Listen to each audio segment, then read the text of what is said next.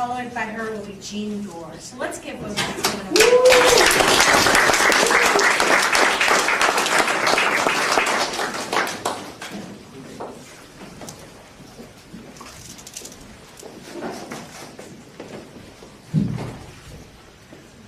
100 years ago, Harriet Tubman lived. 100 years ago, in 1912, Harriet Tubman lived in Auburn, New York. And she lived in a house that she had purchased for William Seward before he became Secretary of State for Abraham Lincoln. 100 years ago, Harriet Tubman was 91 years old. And she didn't have much longer to live on this earth. On March 10th, 1913, she passes away from pneumonia. But on this particular night in 1912, in early December, she is there with her family around her. Many of her brother's children and grandchildren were there talking to her. Some of them had never met her before because they lived all the way in Canada, and they'd come down to Auburn to see her. Mother Harriet! Mother Harriet! Were you really a slave? You don't look like you could have been a slave.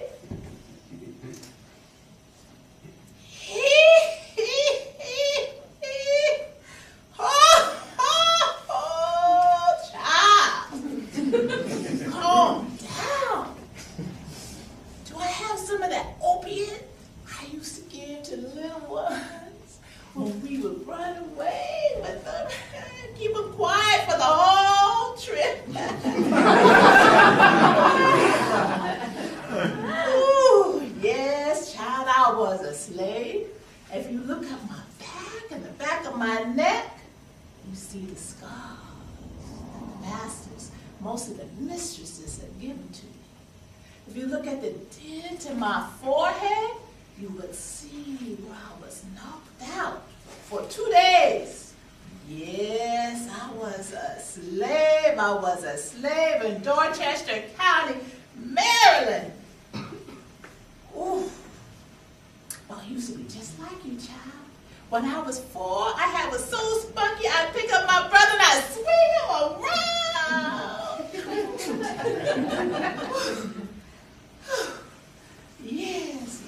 Yes, those were the good old days. That's when I enjoyed being a slave and didn't know what it was really like to be a slave. When I was 6, ooh, Mr. Cook come on his horse and he picked me up and he took me off. I was anxious to go, but my mama didn't go with me. And I was there for months. And the mistress beat me, and I got so sick, I had to go back. And as soon as I got well, the master brought to send me off somewhere else, and that's what my life was like.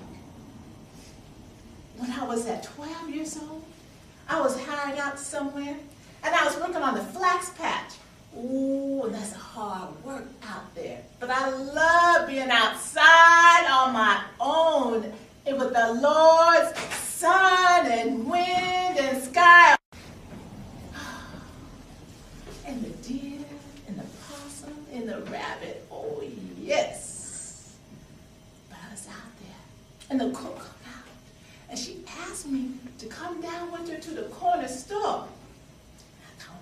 Yeah, I'd like to do that. She had to get some supplies for the master's dinner. She was running short. Oh, we walked on down the road. Yeah, I'm 12 years old and life is, well, life is. Anyway, at the corner store, the cook went on in and I was just looking around and I heard all these loud voices and I didn't know where it was coming from, what was going on. And I got onto the porch in front of the store and I looked in and there was the overseer with his red face and his arm back. And he had this lead weight in his hand and he threw it. He's supposed to hit another slave. But instead of hitting him, it hit me right here. It cracked open my skull and I fell down. I was out for 2 days. But on the 3rd day, I picked myself up from that floor where they had put me at, and I went back, working in that flax patch, with blood and sweat coming on down my head. Yes, child, I was a slave. But, slavery tried to get me down. But with that hit in my head, I started having visions. I'd be working.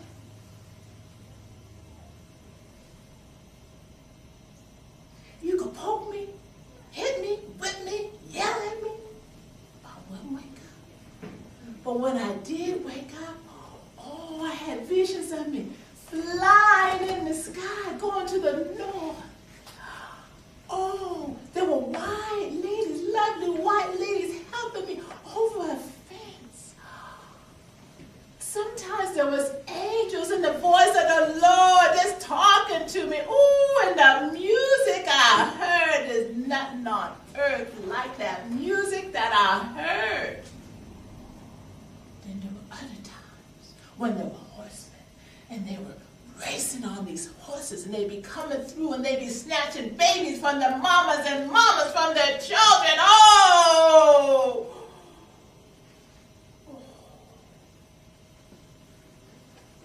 When the master found out what happened and that I wasn't right in my head no more, that I'd fall asleep, he didn't want to have no more to do with me. He tried to sell me off to the neighbors. When they heard about what happened, none of them would pay a penny for me. But then the other slaves, they started saying, she got the charm. She got the touch. You know, she could tell you about the future.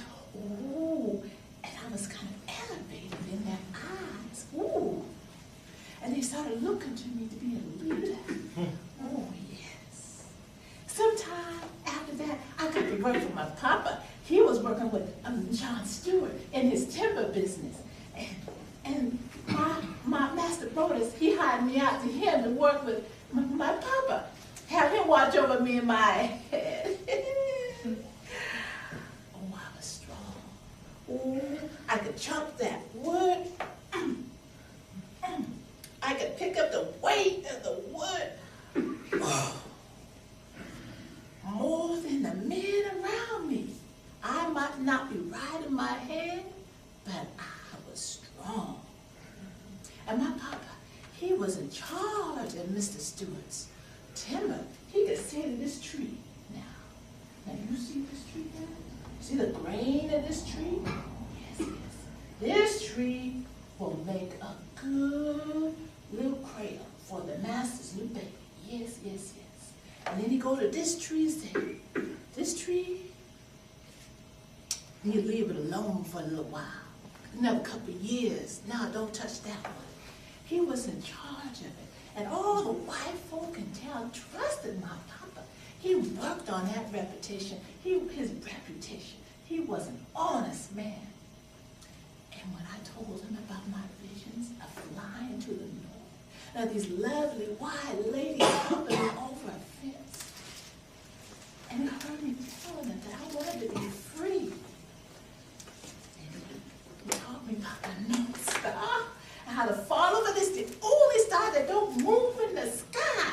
The good Lord put it there for me, just for me to get to the north. Oh, and he told me that the moss grows on the north side of the tree. Yes, he did. Oh, he did. And he taught me how to move through the forest. Oh, yeah. So I go quiet. And how to mark a trail so we'll go round and round in circles. Oh, my papa, he took good care of me. He taught me so much. Then I met another man there, too. His name was John Tubman. Yes, yes, yes. Oh, I love me some John. Ooh. John was free. But he was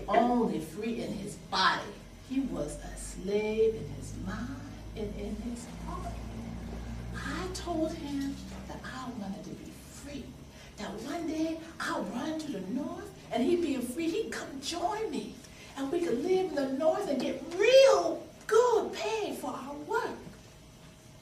The children, he told me, he said, now, Harriet, you can't be talking that way. Now, if you keep talking about run away, I'm going to tell Master Brodus on you. Yeah, that's what I'm going to do. I'm going to tell Master Brodus on you. You can't be running off. His words were a knife into my heart. But I wouldn't let him destroy my spirit. I would not. But at the same time, there was Hannah Leverton. Hannah Leverton was a Quaker woman, one of those lovely white women I would see in my visions. And she said to me, Harriet, thou ought to be free. When thou art ready to run to the north, I will give thee the directions to go. I have friends who will help you on the way. Oh, now children, you might be wondering, why didn't I go that next day? Oh, no. Oh, I was so happy to hear her words, and whenever I saw her, oh, her family ran a mill. They were so wealthy and well-to-do. I sometimes would sell her pies and come by and sell her pies or whatever I could do. To hear her words gave me courage. It's hard to leave your mama and papa. It's hard to leave the only home I knew, even though I was a slave. What about my brothers and my sisters and their children, my friends? What is the North? What is Philadelphia? What is freedom? I don't know what that is. But soon after that, by the time I was 27, I heard that Master Brodus was going to sell me and two of my brothers. We were going to go on the auction block, on the courthouse steps in Cambridge, Maryland. Oh, no, that ain't right. He ain't going to sell me. And I got hold of my brothers, and I told them we're running tonight. We started off, and I went and saw Hannah Leverton. I got the names on a piece of paper. I can't read nor write, but I got that paper. And I gave her my quilt that I had made in exchange for all the information she gave me. And that night we set off, and we were just going and running, and we had our stick because we were going in unknown territory. Oh, my brothers, what's that over there? What's that over there? We go this way. No, we go that way. No, this. No, I know where to go. We go this way. I already marked the trail. No. And they carried me back. They carried me back into slavery. That was a Saturday night. Come Monday morning, I said, this is my last day as a slave. I said that. I had to tell somebody, some kind of code to somebody. You just don't tell somebody that you leave it. I had to let somebody know. Oh, I let Mary know she's my niece and she's working for Doc Thompson in his kitchen. Oh, I'm on my way over there. But there was so much going on, I couldn't talk to her. So I left his kitchen and came around to the front of the house. And there was Doc Thompson on his horse. Oh, most folk are scared of Doc Thompson. I've been hired out to him for a long time. There's some things he's done that's been good for me. He let me hire myself out and make some money. But I lifted my chin and put my shoulders back and can't sing the way I used to sing now. But this is what I sang because I just had to go. And Mary in the kitchen, she heard me. All the slaves in the slave court, anyone still out in the field, I know they would hear me and they would tell my mama and my papa. They'd tell my brothers. Ooh, and I just started singing, farewell, farewell.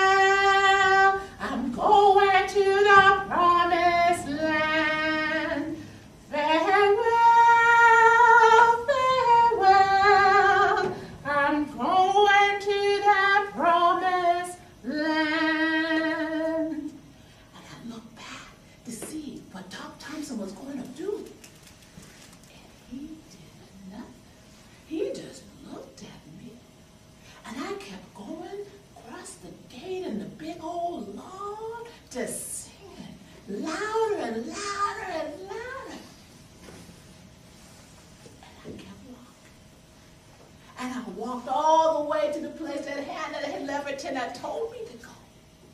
And I knocked on that woman's back door early in the next morning. And I gave her that paper. And she took the paper, gave it back to me. She gave me a broom and told me to sweep the yard.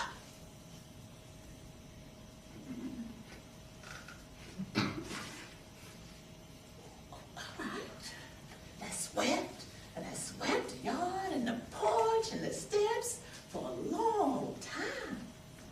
I figured she was just making sure that anyone come by may think that they just hired me for a day. But that night, her husband put all these supplies in his wagon. He put me down in there, and then all night long, he took me to the next town. And left me off at somebody else's house. Another white lady opened the door and let me in, and she fed me and hid me all day. And that next night I walked, and I kept the river to my left side and just kept going. And it took me 15 nights to get across the Pennsylvania state line. And when I got there, I looked at my hands. Ooh! Glory, glory, glory! I'm free! Oh, look at my hands! Oh, and I fell to my knees. I fell to the ground and I kissed it. Oh, I'm free! Oh, I stood back up.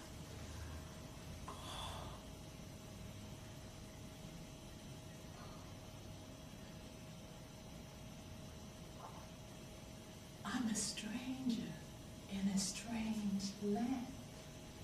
Nobody knows my name. There's nobody here to celebrate with me. My family, they be back in Dorchester County, Maryland. They don't know even if I'm alive. How can I be free when they be slaves? I will return. I will return, and I will get my family. One by one, I will get my family, children. That's what I decided right then and there. And I went 19 times, but sometimes one of my brothers would say, "This planting time, Harriet. This ain't runaway time." Another time I come and I'm in the dark and out in the forest, another one said, "Oh, Harriet, my wife be big with child. I can't go now." But they couldn't come, but there always be 10 others who come with me, 12 others, 5 others.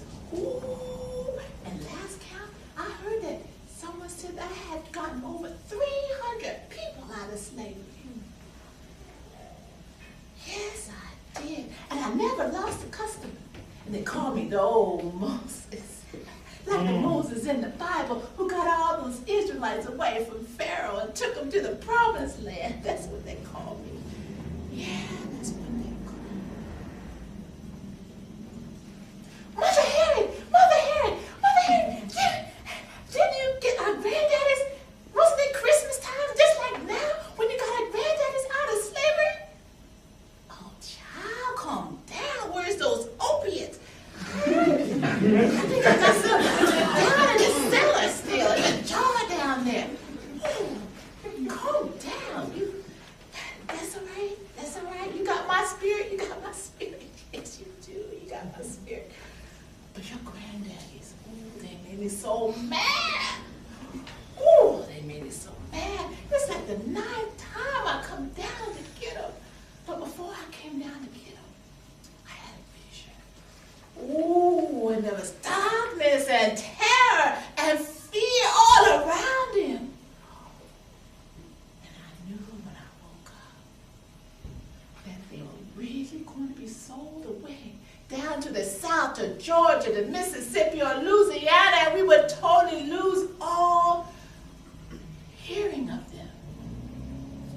Just like my older sister, Lina, she was sold away. And my other sister, Soph, and another sister, before I was born, they were all sold away. We don't know nothing about them.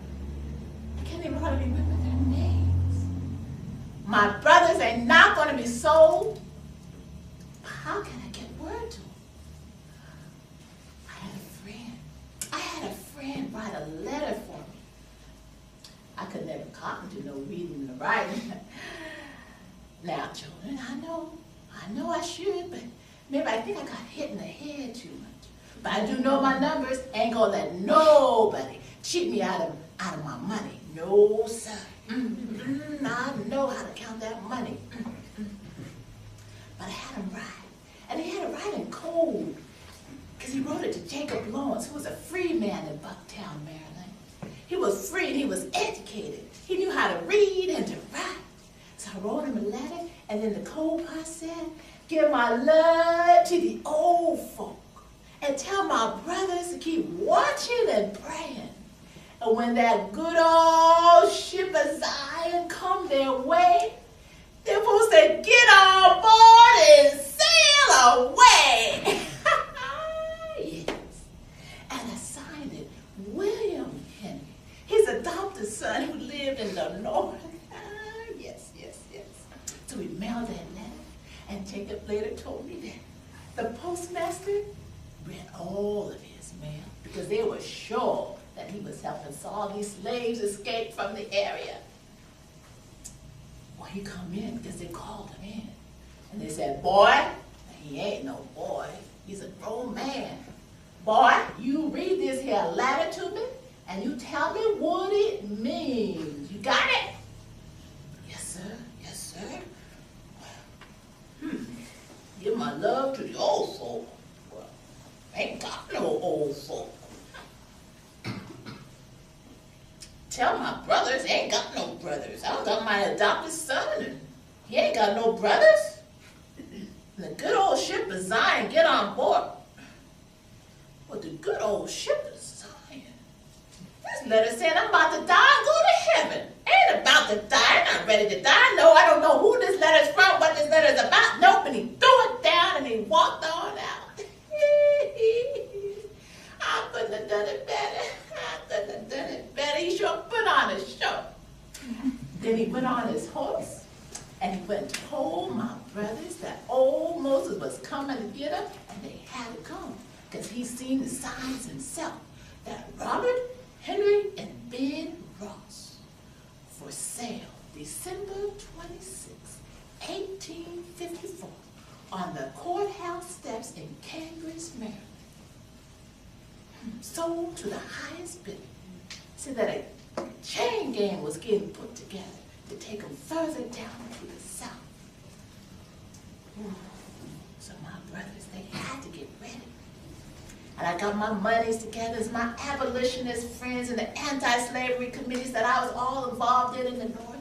They put their monies together. And I got me a train ticket from Philadelphia to Baltimore. Kids, don't look so shy. I always took the train down from Philadelphia to Baltimore. No one's looking for a runaway slave going from the north to the south.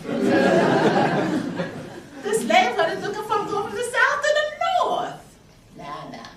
No one ever stopped me going from the north to the south. Went down to 19 times. But I take the train down to Baltimore. And I know all the dock hands there in Baltimore. I know who's for slavery, who's not for slavery. And I get on one of their boats, and they take me down the river, down to Dorchester County, and I come out, and it was Christmas Day, Christmas Eve, right before Christmas Day. And I got a little boy, yeah, you go tell Ben that old Moses is here. Another boy, you go and tell Robert that Moses is here. Yes, another to die for you. You go tell my other brother that Moses is here and meet me in a normal place. Well, that night, only 2 of my brothers showed up. I don't know where Robert was. He wasn't there with us. But Ben didn't come by himself. Ben brought his girl he wanted to marry. She was owned by Horatio Jones, that meanest, most wickedest master in Maryland. He wouldn't let them get married. So he brought her to run out too. And then there was 2 or 3 other men who heard I was there, and they had to run off too. So that night, we were walking really fast because we can't wait for my brother Robert. I don't wait for nobody. When it's time to go, we go. So we're walking through the night, all night, and we're running and we're walking, and our first stop on the Underground Railroad is Ben and Red Ross's home. My papa and my mama. Ooh, yes. I'll be able to see them for the first time in 5 years. Should I let them know that I'm here? It would be the best Christmas present I could give to them. To see me, to feel me, to touch me, to talk to me. Oh. Now, that would be the worst present I could give to them. Because on December 26th, when the slave catchers come and kick their door in and look for my brothers, they could tell by her face if she had seen me. And they'd take her off to jail, and who knows what they would do to her, until she told them that she'd seen me too. No, no, no. I can't let them know that I'm here. I can't do that. So when we got to Ben's house, old Ben's house, and we hid in the corn crib. And the two men who were with us, they went to the door and got Ben out of bed. And he told them that there were some escaped slaves out in the corn crib. And he went and got food, and he come to the corn crib, and he opened that door. He said, now you all in there? I can't see you. I'm an honest man. When they call to see me and to find out if I seen y'all, I gotta say no. So I said, no, I didn't see you, and I can't see you. Here's your food. He put the food down, and he went back inside. And throughout that day, he'd come and bring food. Because my mama, Rick, she was expecting Ben and Henry and Robert to come for Christmas dinner. She knew they were going to be sold off, and she had taken a hog and did everything you could do to a hog. She did it. Ooh, yes, she made sausage and bacon and ribs and pig's feet. Ooh, she cooked it all up, and the chitlins and everything you could think of. And throughout that day, we would look through the cracks in the walls of the corn crib and see her walking out down to the road and looking for her sons, hoping they would be coming. Going back in.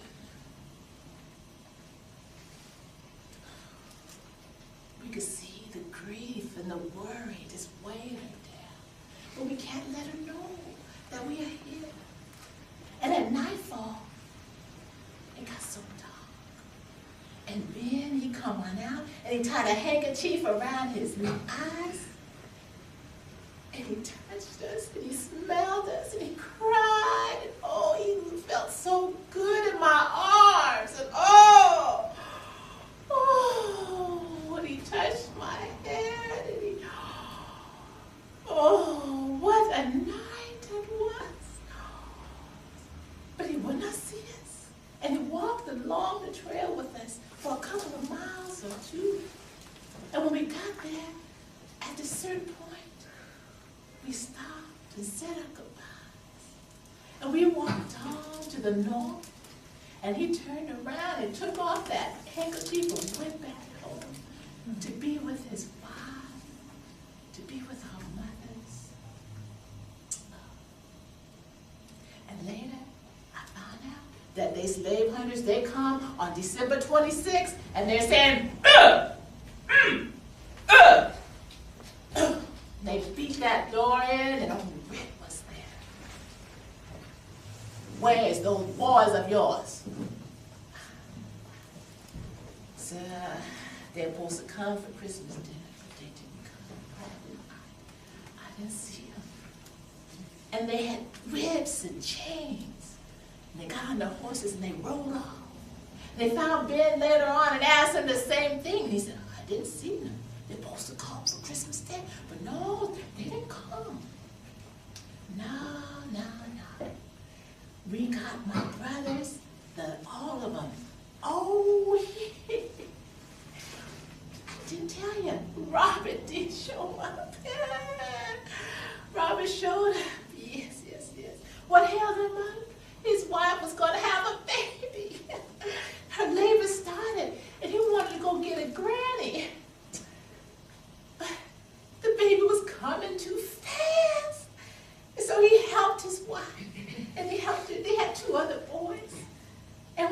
he come, she named the baby after me. Oh, yes, she did.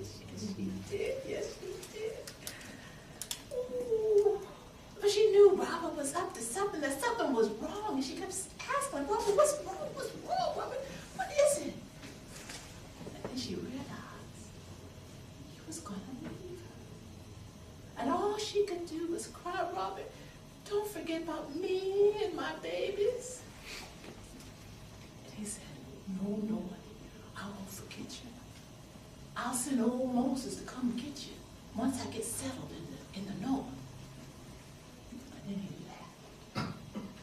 Now, I don't know about that. Why didn't he come back and get her? Old Moses come back and get you. You know, I'll come back 19 times now. One person come back with me. I'll come by myself. But that's all right now, because I wouldn't want none of them with me anyway. Now, children, I got one last thing to tell you. The Lord gonna give me some visions. Ooh, he gave me some visions. Ooh! Oh, that good old ship of Zion is coming. It's coming to pick me up. Ooh, and I'm